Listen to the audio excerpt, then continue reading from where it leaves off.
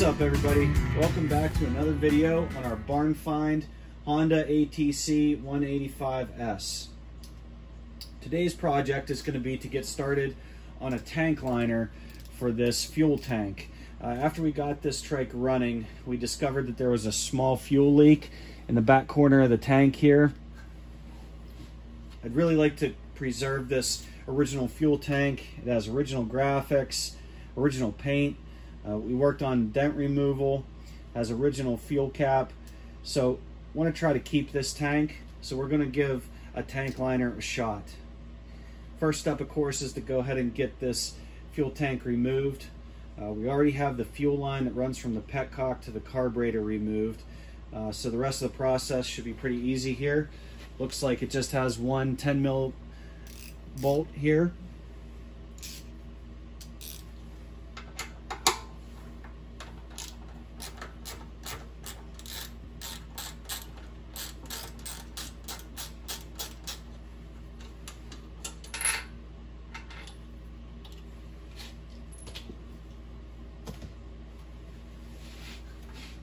Now the rear of the tank is free.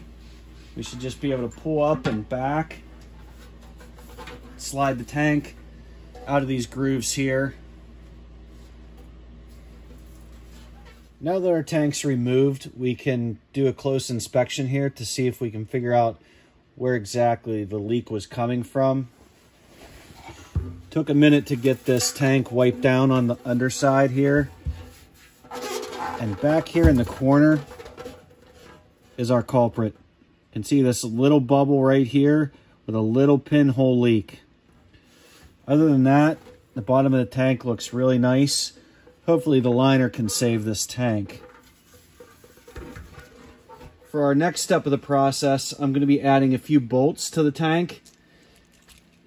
We're going to add more vinegar, and then we'll shake these around to agitate the rust and try to get as much of that rust to flake off the inside of the tank as we can.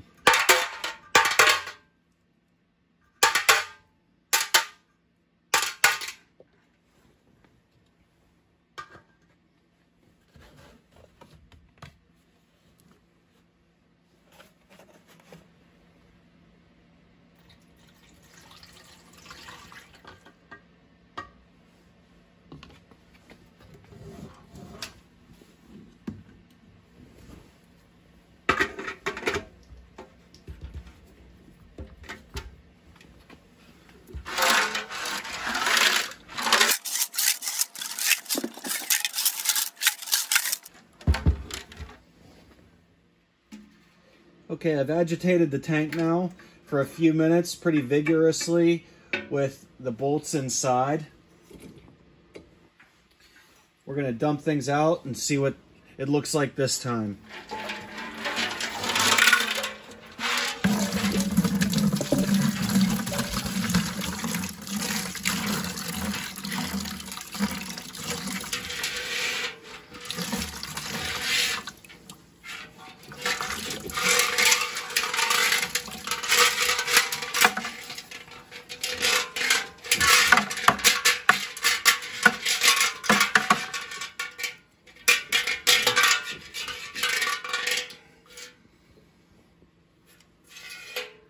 Looks like we got a lot of rust and debris loosened up.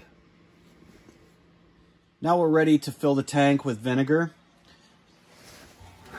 The hole that was in the bottom of the tank, I covered with some electrical tape.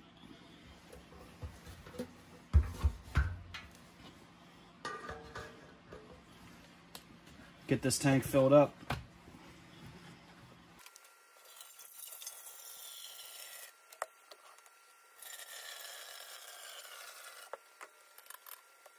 We'll let the vinegar dwell in the tank for 24 to 48 hours. The vinegar neutralizes the rust and stops the rusting process and preps the surface for when we add the tank liner. Vinegar's been in this tank for about 3 days now, so we're going to dump this out and see what we get.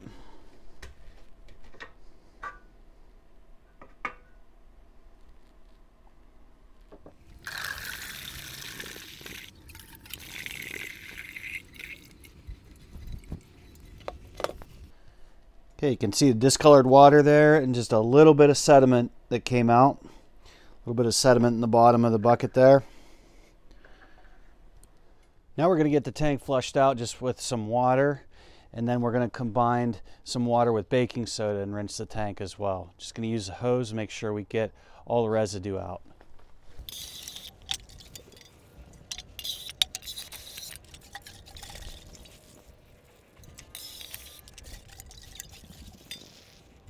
Okay, the water coming out of the tank is pretty much clear now.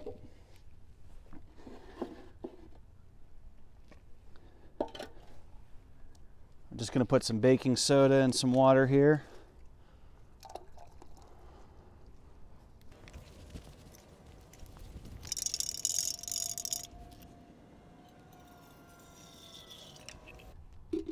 Okay, the baking soda is a base, so it will neutralize the acidic vinegar that was in the tank and stop that chemical reaction happening between the vinegar and the rust.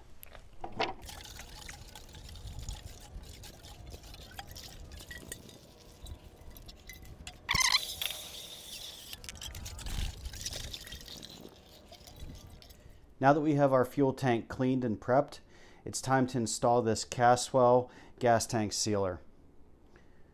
First step, we taped off the paint around the filler so that we don't get any of the tank sealer onto the paint. Let's open up this kit. First thing you'll find here is the instructions. A couple important tips that are in the instructions.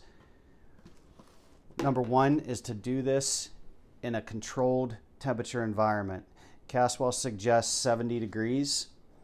You don't want to do this outside in your garage that gets cold or hot. Do it in a controlled temperature environment. Another important tip for this kit is to use the total volume that's in the kit. Don't try to split this between two tanks or save half to do another application down the road.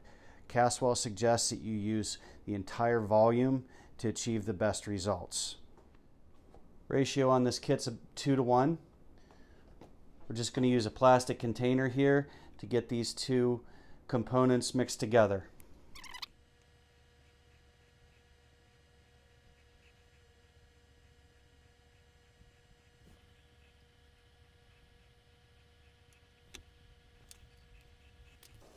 Our directions say to mix this for 2 minutes. Go ahead and get this mixed up. And then pour it in.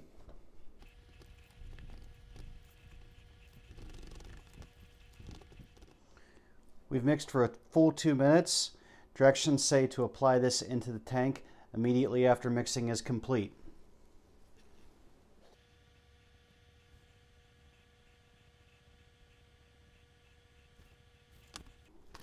Just going to take a plastic baggie here, put it over the filler, put a rubber band around so nothing spills out while we're mixing. Now we're going to take the tank, just going to move it around in all directions to make sure everything gets coated.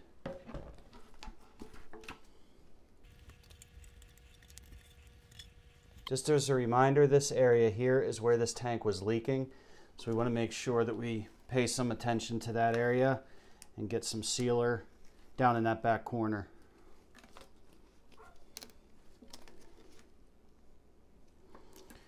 Directions tell us to do this process for a few minutes,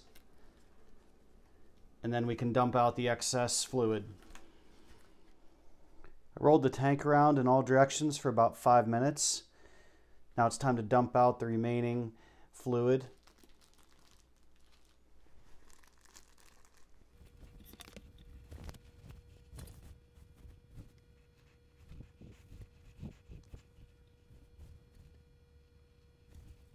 This has been mixed now for about 15 minutes and it's still fairly fluid. So this is what's happening inside your tank as you're swirling the sealer around.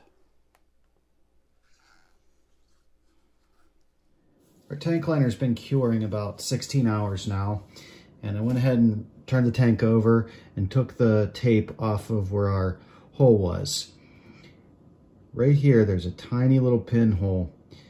Looks like the liner sealed it, but just for some extra protection, I'm gonna go ahead and mix up some JB Weld and coat the outside of that area with JB Weld.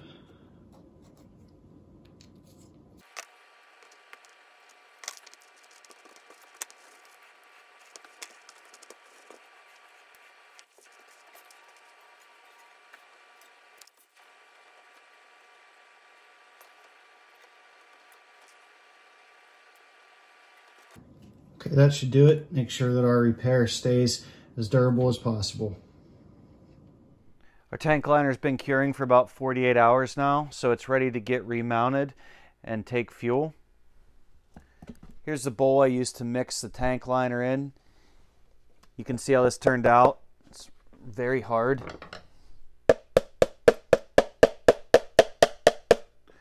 Hopefully it holds up well to fuel. One of the things we still have to do is install a new Petcock on this tank. This three-wheeler had been sitting for quite a while, so I wanted to go ahead and replace the Petcock. The old one seemed to be working, but I just wanted to make sure that we got a new one installed to avoid any issues. When I removed the old Petcock, the straw and filters ended up being retained inside of the stem here. So we're gonna have to drill this out. When the straw stayed inside of the stem, I decided to leave it there when I coated the tank to avoid any leaking down through the stem here. So what I'm going to try to do is drill this out.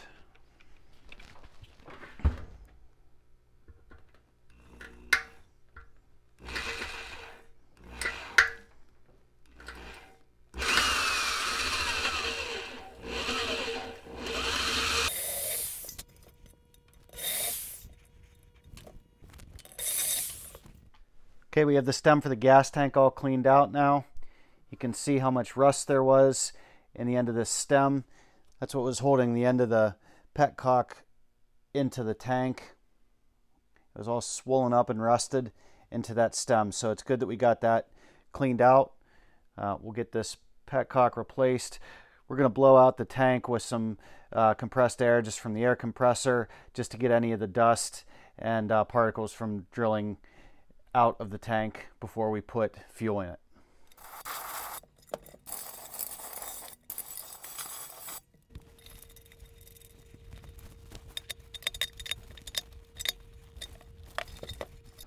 Okay, our tank is all set and ready to go.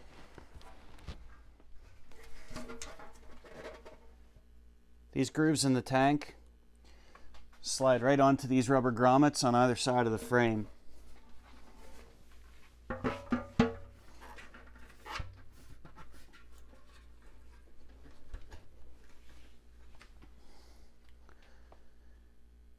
And then one bolt holds the tank in place.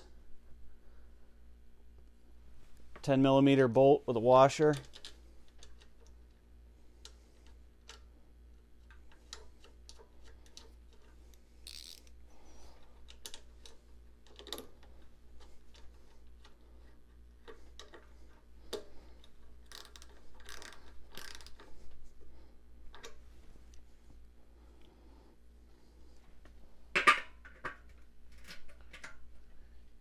Okay, we're ready for a little bit of fuel. We'll be going for the first ride on the 185S soon.